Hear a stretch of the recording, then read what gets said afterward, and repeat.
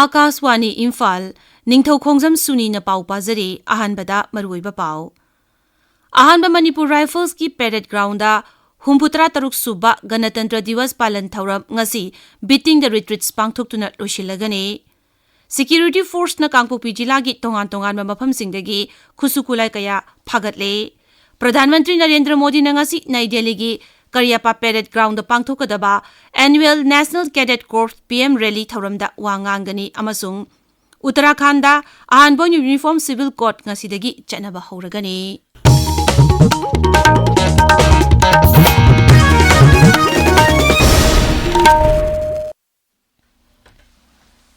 Ahanba Manipur Rifles ki Parade Ground da Humputra Taruk Suba Ganatantra Divas Palan Thauram ngasi beating the retreats pangthoktuna losilagani. Thoramaduda Mukhyamantri Nongmeikapam Birena Ganatantra Divas Palan Thauramda makok mathang takraba March Past Contingent sing Cultural Troops sing amasung Tableau sing da manamathum yenthokani. Thauramgi sarukama oina Folk Dance Festival su pangthokani.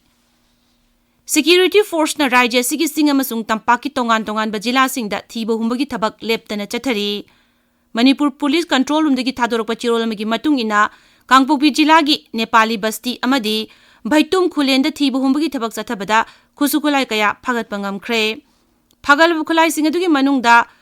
5.56 mm Heckler ama amasung magazine yauba COS Z3 rifle ama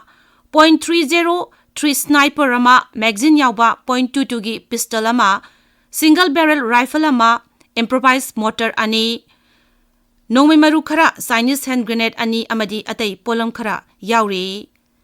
None jilagi guiding jam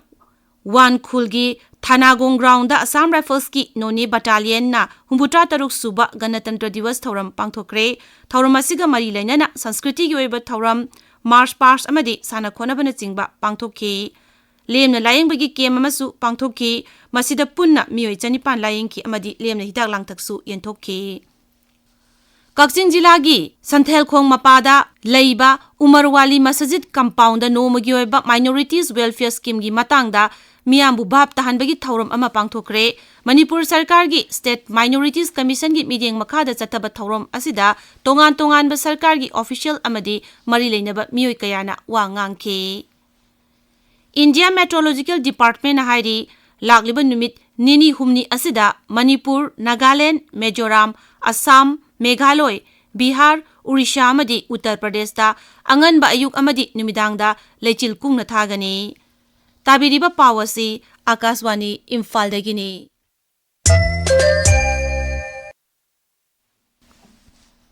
Pradhan Mantri Narendra Modi na ngasi Nai Delhi gi Karyapa Parade Ground pangthokadaba Annual National Cadet Corps NCC PM Rally Thauram da wangangani. Yuva Sakti Vikshit Bharat haiba hiram da pangthokadaba rally asida yamdrabada cadet chanipan henbana tongan ba Sanskriti gi thauram sing utkani. Maduda NCC na leibak asibu samgat sagatpada lauriba thaudang sing utkani. Mapa leibak 19 dagi naha cadet samani phumari hena thauram asida saruk yaduna Sanskriti gi thauram sing asibu yengani.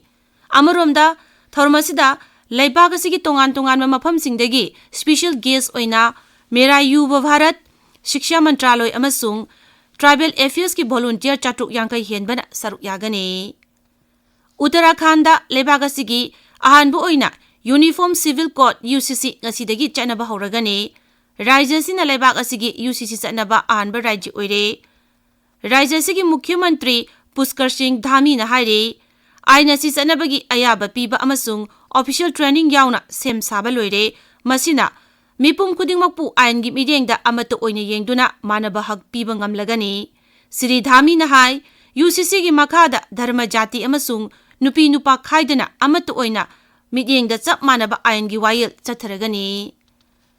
Commerce amasung Industry Mantri Piyush Goyal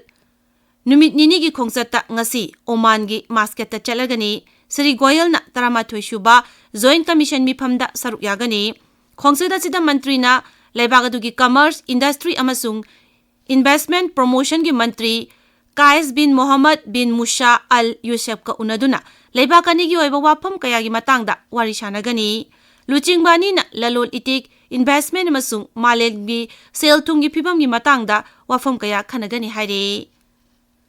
Jharkhand Pulisna Jamtara Jiladagi cyber criminal taruk phare masina cyber crime tawbasingi mayokta pulisna paikhatpa thaurangsingda chauna mai pakpa ngamle Jamtara Jilagi SP na paumisinga unabada hai cyber criminal taruk asi laibag asigi tongan mafamsingda geng khutpu semba amasung cyber crime fraud tawduna lupa koti 10 hena khongat khraba miyoi singni makoina sarkar gi bank account singdagi su niyom lana sel lokthokpagi thabak tawki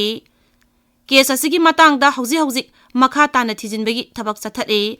phagalaba miyoi sing adudagi lupa lakh ama henbagi senpham mobile ATM card sim card camera drone amadi sakamari panba garina chingba phaгаtle hari Sit humbudra laiba Delhi Vidhan Sabha Mikhal gi vote mathang thagi manga da thadanaragani tongan ma rajniti dol singna Mikhal asigi damak makoi gi mirep singi vote khombagi thabak chathari road show ma di rally na chingba kaya su pangthokli Akashwani paumi na hai Greater Kailash Vidhan Sabha Kendra da Aam Aadmi Party gi luchingba amasung Delhi Sarkar gi mantri oiriba Saurabh Bhardwaj BJP gi Sikha Rai Congress ki Garbit Kendra sta mirep oiri Vidhan Sabha Kendra asida 2013 dagi Aam Aadmi Party na Mikhal da mai paktuna lakpani Sri Lanka gi Navy na tongan ma thodok singda Bharat ki ngami kunthra mari phare hari Sri Lanka gi Navy na hai ngami singaduna sijinaba hi ahum amasu phagatle ngarang amasung haukiba thangja numita tongan ba mafam singda ain kain nga pharambadagi ngami singadu phabani hari niyom gi wangwada makoina antarjati gi ngomkhai lanchi laktuna nga pharambadagi Sri Lanka gi Navy na makoibu phakibani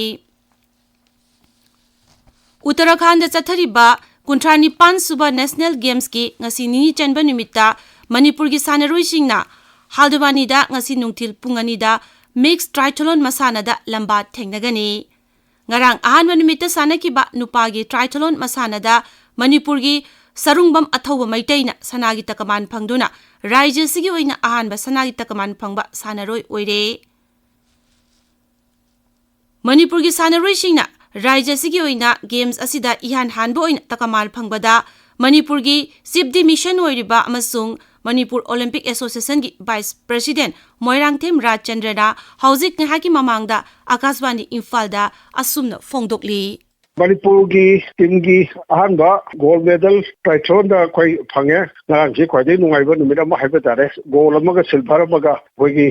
anina yamna kanba lamba thinaraga services atei mayam didagi mokoi na helaka da first and second haibi gold and silver se phange 38 suba Uttarakhand da pangthokpa Asian Games gi iha hanba gold amasung silver medal se phange Manipur gi sanaroi su munung sibiba mayam gi board gi mayam gi blessings gi koi gi sanaroi gi filda akiba pangdana thora utoktuna ayingba isingda loiraga lamje cheba cycling sida pulaga triathlon haibani nai tawdra madama ko pathang tabang masi yam nungai jai asi supung ani suba triathlon ge mix relay haibama amana relay haibama ani chi pung ani da yaugani sigi da mukta su ai ko gi tabi riba mayam da Manipur gi praja singna triathlon gi sanori singbu Manipur gi team bu bless of you sibiu sanbiu Manipur team sogapiu